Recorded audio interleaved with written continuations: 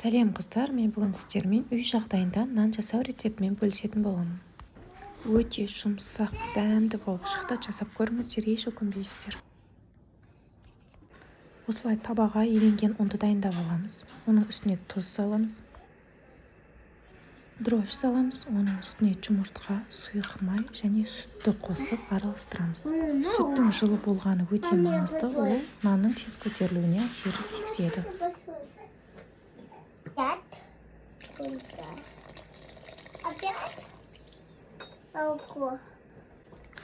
Осылай араластырып, жұмсақ қамыр иелейміз.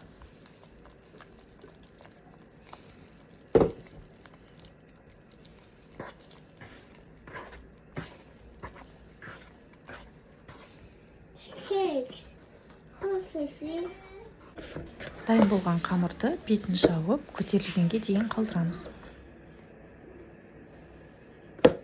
Қамыр көтерілген соң осылай бірнеше бөліктерге бөліп алып, қазір видеода көрсетілгендей етіп тандыр жасаймыз.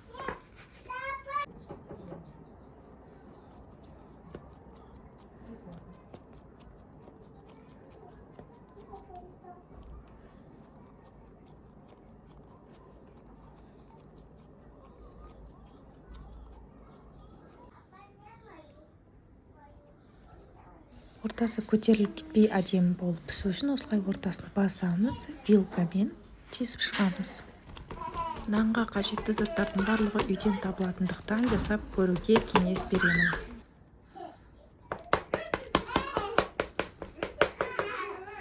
Одан кейін қалауыңыз бойынша беті қып-қызыл болып піссін десеңіз, жұмыртқаның сарысымен немесе айранмен жағып шығыңыз. Ары қарай 180 градуста жарты сағатта пісіріп алдым. Қазақша каналдардың өсуіне үлес қосқыңыз келсе, лайк басып, комментарий жазып, маған каналыма жазылып кетуді ұмытпаңыз.